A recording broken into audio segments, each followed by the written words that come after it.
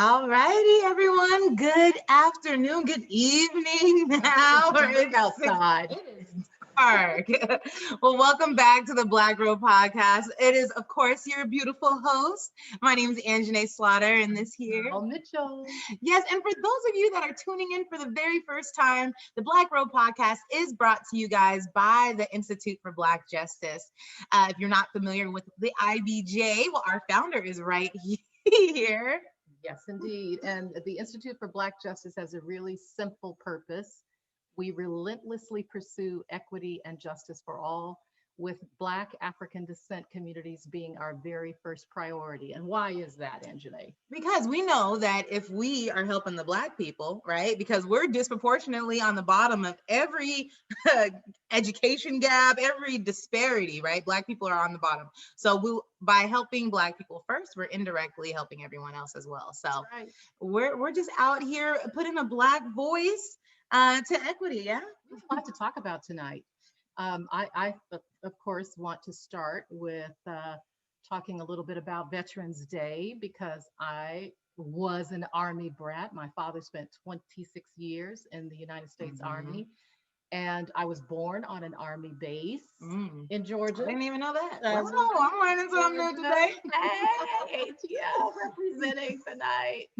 So that's why I'm so proud of Georgia right now. Yes. But my father moved us from Fort Benning to Fort Lewis in the 1960s. Wow. And all of my uncles were in the military, one branch or the other. Yeah. Military. 2 of my 5 brothers were in the military.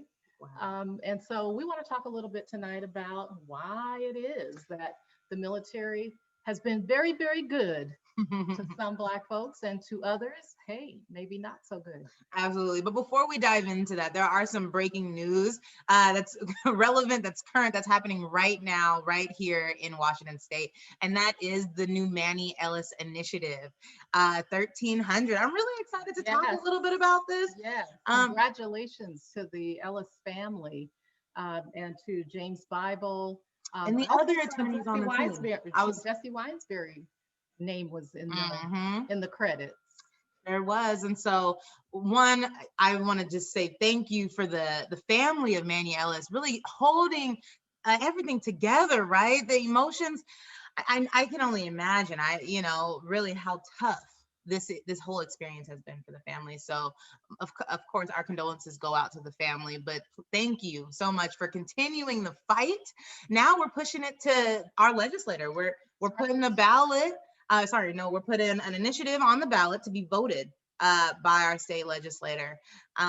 We don't have all of the details quite yet on what exactly is in that initiative, but we have been reaching out to James Bible. James, favor, James, make sure you come on the Black Robe podcast and tell us all about the new initiative that the Manny Ellis family is trying to. I think they need 300,000 signatures before December 31st, and we want to do our part to help make sure they get those signatures. Absolutely. So if you're watching this, reach out, respond back to my message. I call us, call me. That's right. The law has understandably has some elements to it that specifically deal with policing and use of chokeholds, and that the kind of behavior that the family, frankly, they filed a $30 million lawsuit against the city of Tacoma because of the death of Manny Ellis, their brother, their son, their uncle. And so some of the behaviors that they thought were problematic in their own specific instance, they're trying through legislation now to make sure that no other family has to deal with the grief and trauma that they're experiencing. Absolutely. In Washington State, we already have anti-discrimination laws, right? I mean, we saw Representative Morgan, what do we want to say for the hair bill, right? She kind of expanded on what was already, excuse me guys, my eyelash there, we don't want that to fall off. What was already the hair bill. There's a little something what our hair can do. Right? We're not going to discriminate against you with your eyelash. Hey, look, or my hair. If you bought it, it's yours and it's real to you. So hey, do your thing. Well, this is not okay. Anyways, before we go down the tangent, my point was Washington State, we already have anti-discriminatory laws. It's unfortunate that Black people, we have to take those laws even further to specify that you cannot discriminate. I mean, we already know you can't discriminate like, based on race, right? At least you shouldn't. Or you shouldn't, right? But we just gotta take it one step further. Harder. I'll just tell you, I remember having a conversation one time in my life as an employment lawyer, and I had someone say, well, your client is making so much money that nobody's going to really believe that, they were discriminated against. It's as if once you hit a certain threshold, you're not subject to discrimination anymore, or juries don't like you because it's sort of like, well, gee, you're making all this money, just shut up and put up. And so it's interesting that we had I-1000, which I know you worked on, Anzhane. This is Initiative 1300 that the Manny Ellis family is helping or is supporting and advancing, but it has some of the elements of Initiative 1000 in it. So I'm looking forward to talking more with James Bible and maybe even Representative, Jesse Wine, he was, right? Representative Jesse Winesberry. Maybe he can also be part of that discussion. Absolutely. And we got to get those 300,000 signatures. So which sounds like a lot, but that's just doable. A little bit larger than the city of Tacoma. Yeah. So it's not that much when you think about the state of Washington, right? Definitely. So you guys, please keep in touch with us. We'll be giving you guys updates on this initiative. And we do plan to actually have the link to virtually, electronically sign the initiative as that link comes out. So the IBJ is committed. We're invested in this initiative. We want to see it push forward. Anzhane is going to use all of her network and her social media skills to make sure that we make it easy for you to stay up to date on that. I posted a little something about the grandmamas in Crenshaw. I don't know if you saw that. What was that? The grandmamas in Crenshaw. The reason why I raise it is because part of the importance of anti-discrimination is because ultimately it has an economic impact on communities. If you can't access jobs, if you can't access education, if the men in your family tend to have generations of incarceration, that has an economic impact for generations. And so the grandmamas down in Crenshaw in Los Angeles, they have posted up in order to try to retain Black control of a local strip mall that has been in that Crenshaw neighborhood for multiple generations. And guess what? Deutsche Bank is involved in the negotiations of the deal with some big developer that wants to put, who knows what on that site. And the community is saying, why can't we do what's good for the Black community that's been here for generations? And I just thought, yeah, this is a great little case study in how a community might be able to overcome years of discrimination and gentrification. So we're going to be watching that very closely and see what we can learn to apply it here, maybe in the Hilltop or other neighborhoods in Pierce County.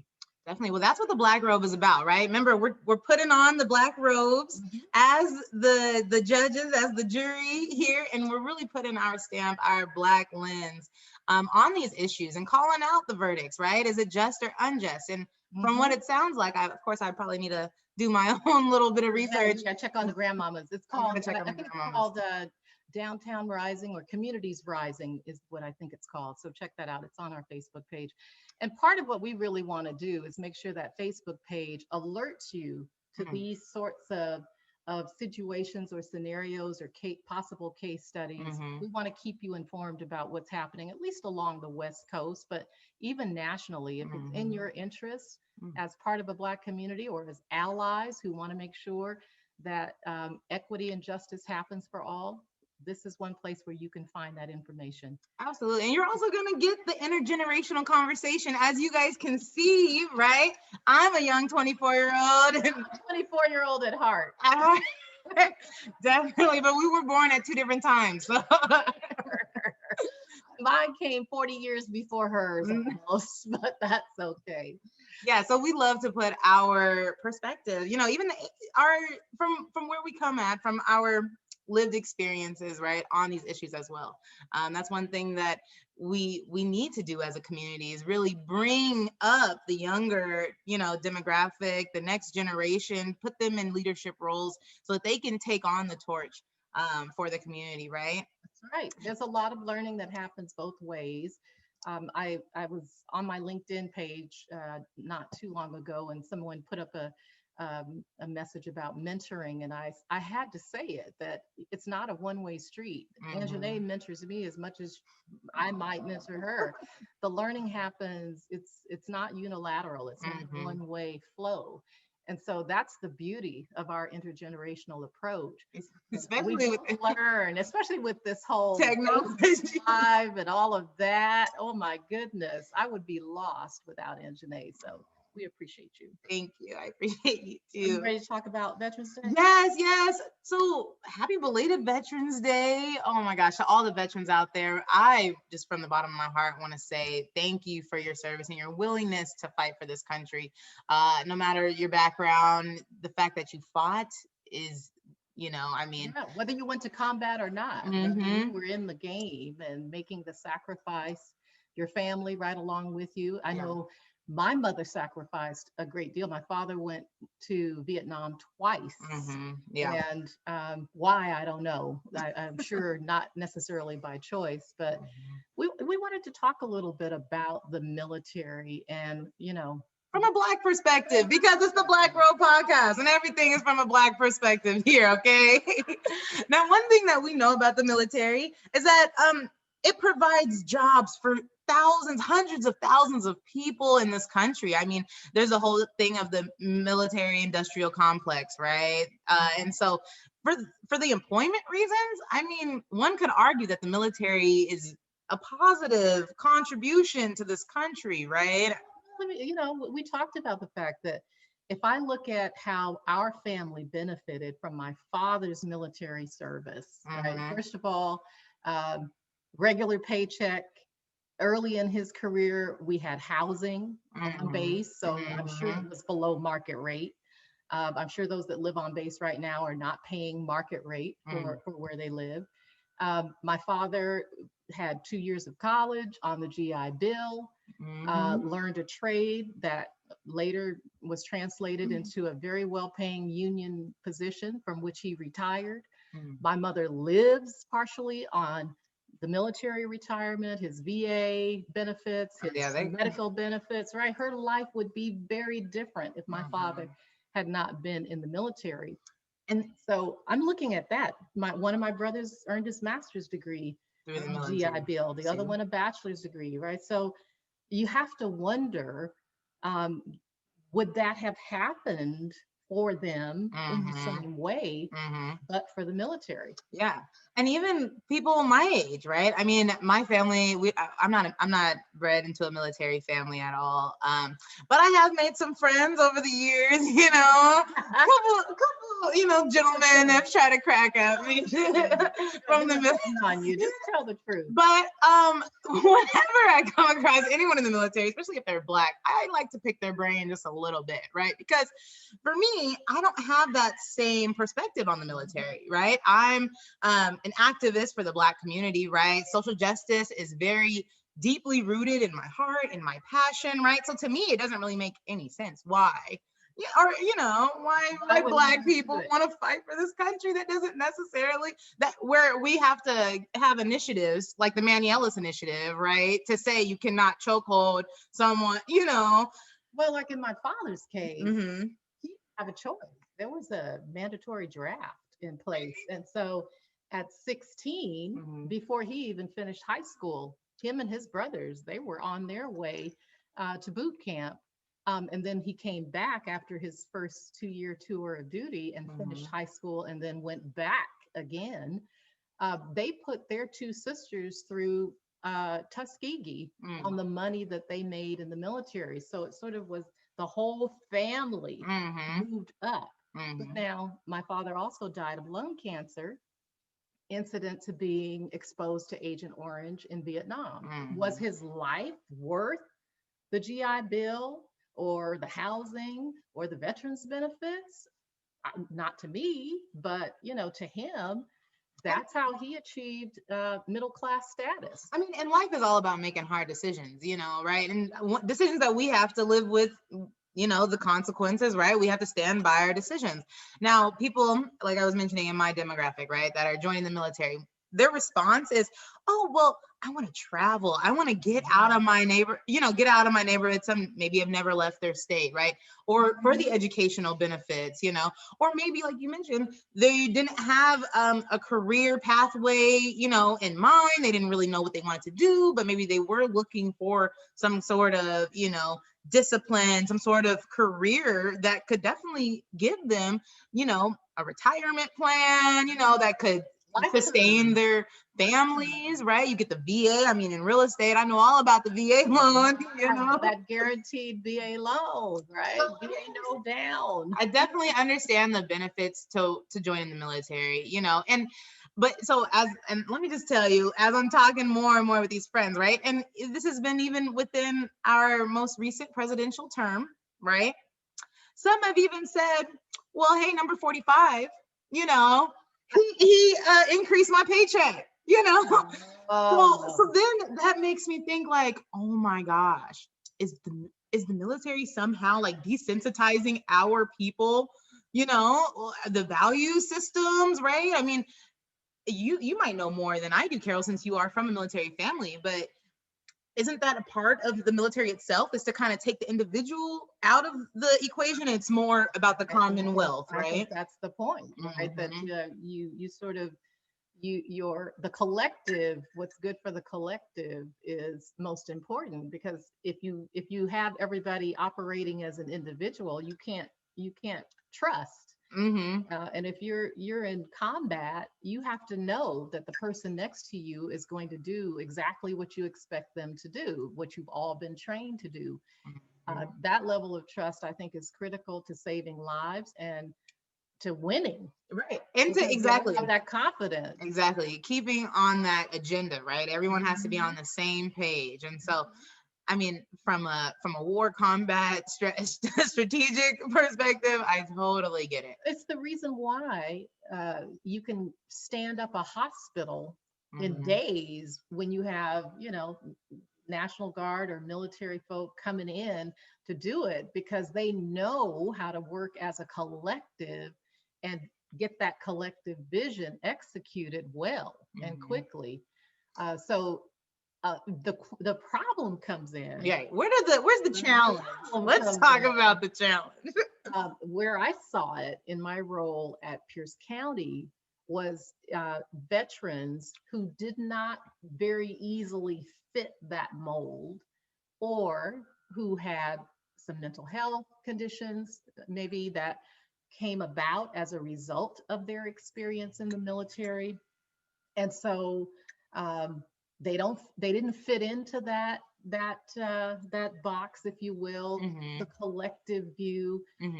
Some of them, just their personalities or their sense of self was so strong from their upbringing and their roots. It was just hard for them to fit into that. And so let's say they get dishonorably discharged. Which happens all the time, especially the ones who may have had some behavioral health conditions. Well, they don't get the VA benefits, right? They don't get the VA hospital, the retirement plan, they're like out of it.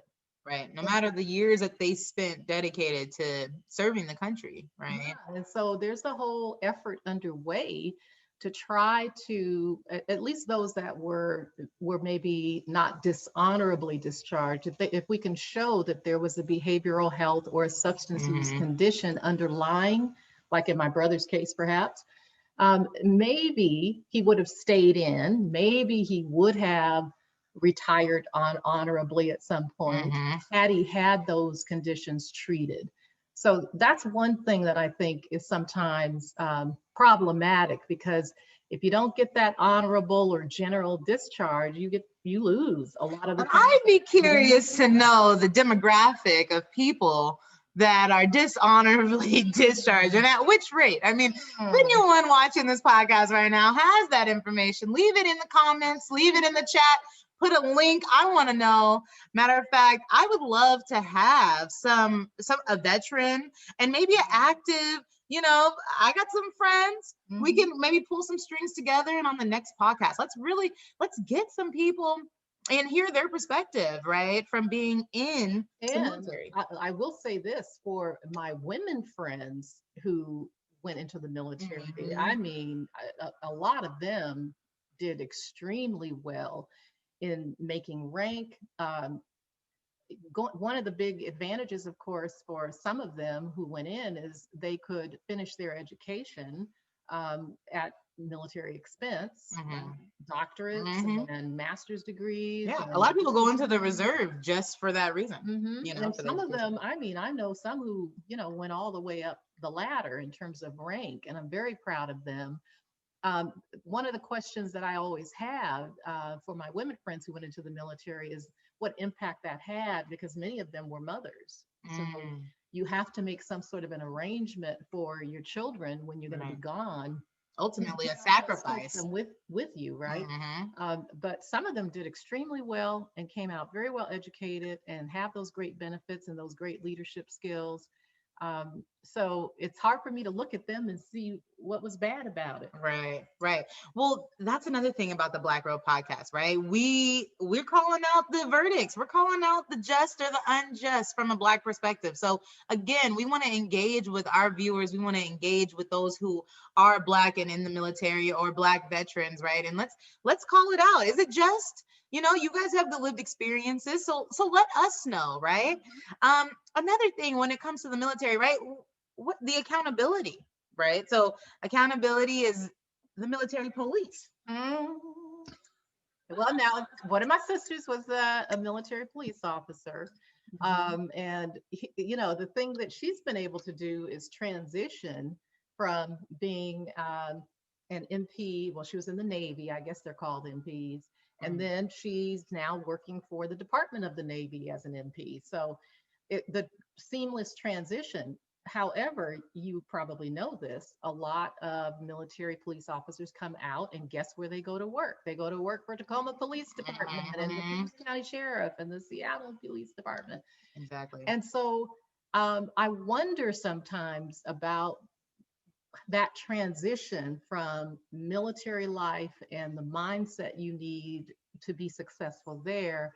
Is it a smooth transition when you step into a quote community policing role, and then all of a sudden you run into Manny Ellis, right? And you got to transition to this sort of more community set of expectations, not your military set of expectations. I was actually reading an article a couple of years back on I was at UW actually, and it was about the same thing that we're talking about, right? A military police officer who has military training, right? And he transitioned into the regular police department.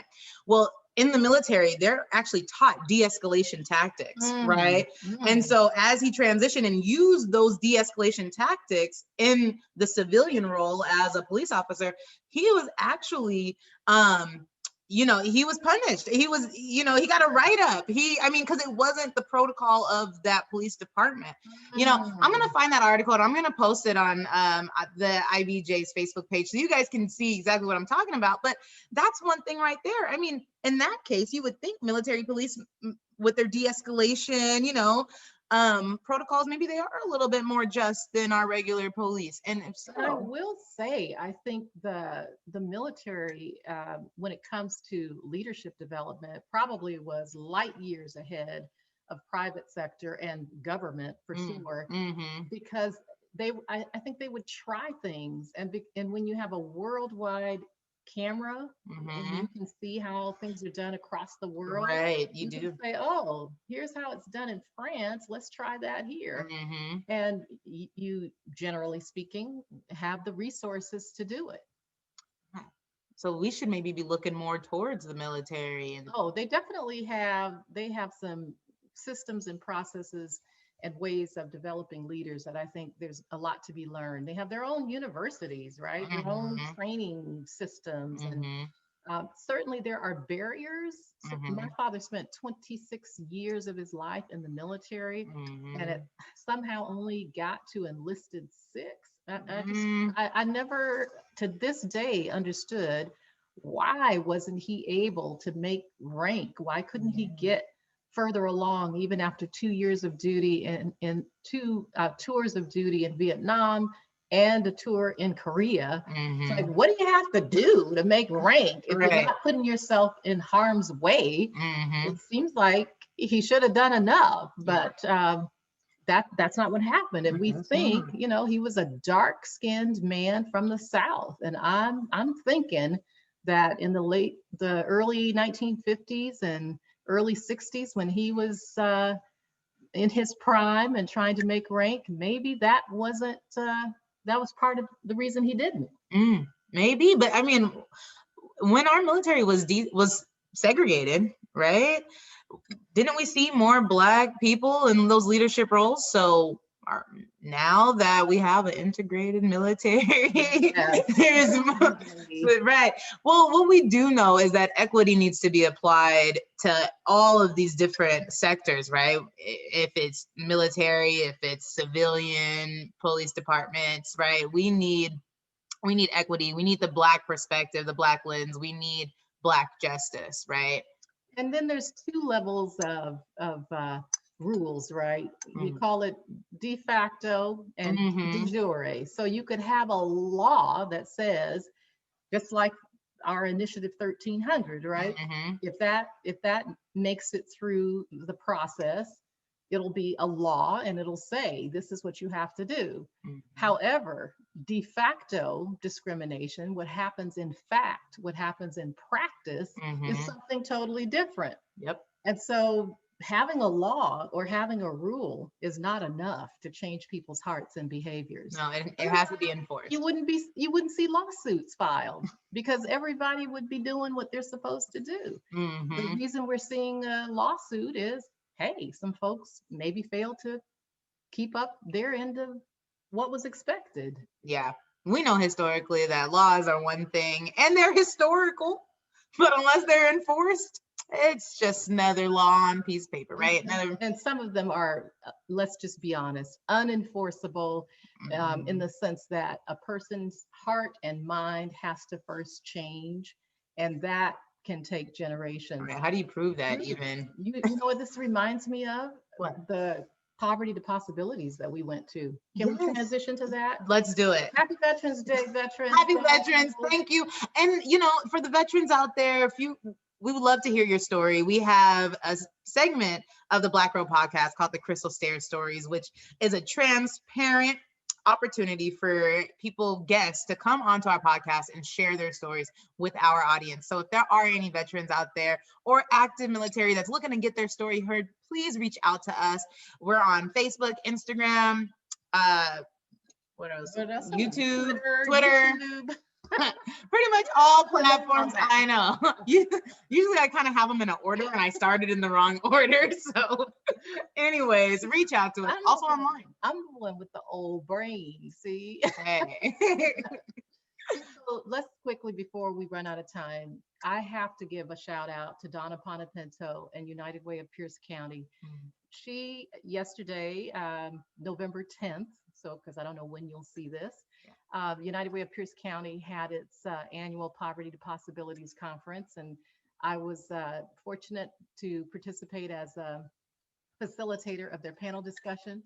But I've been trying to decide what was my favorite part. You were there. Oh yeah, the whole really thing was remarkable, great, right? They had the pitch to ditch competition, which was about these organic sort of ground level activities to address issues social of justice equity and social justice. Love that. They had breakout sessions. And we they had the design work. Oh with my gosh, McMillan from UWPC. She was fabulous. She was the amazing Dr. Ellis. Yes, I think Dr. Wendy Ellis probably was my favorite. She was my favorite. I love it because she was so raw and so direct. One thing when talking about social justice, I love it because that's raw. Okay. That could be interpreted in but I do like it direct. And when we're talking about race, the reality is we got to be straightforward. We have to be direct. There's no more sugarcoating.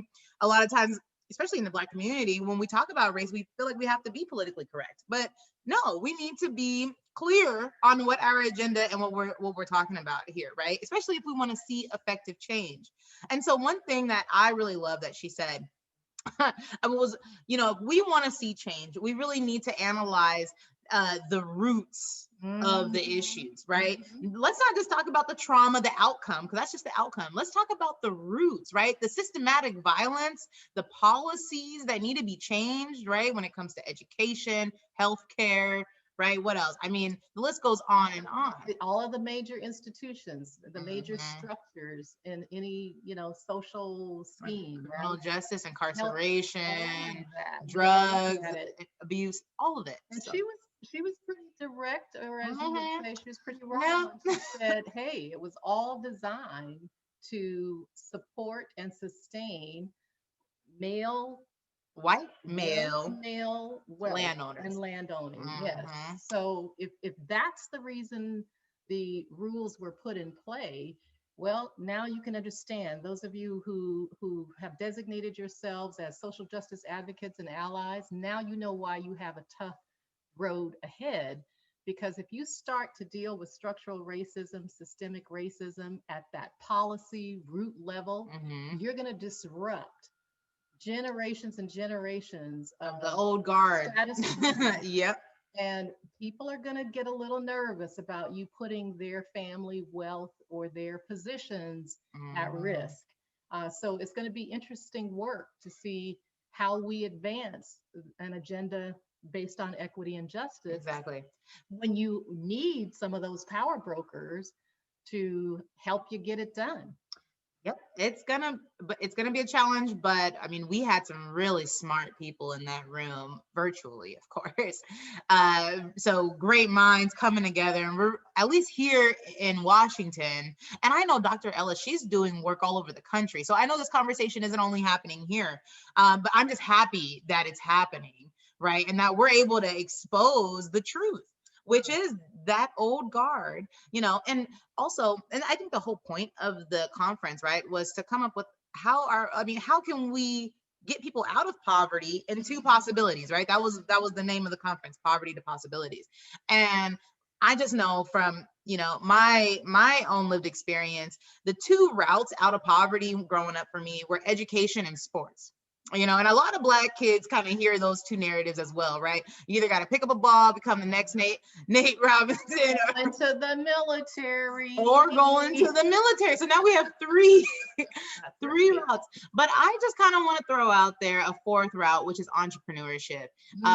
Because again, if this system is put in place to keep the old white protected class, with the wealth and the power, then we need to create our own systems, our own businesses to bring some of that, redistribute that wealth back to our community. So entrepreneurship for young people out there, we're doing it. I see all the time on Instagram, people got pop-up shops. I love people are making candles, people are making lip glosses. Look at Etsy, right? Right, Etsy, Poshmark, all of that.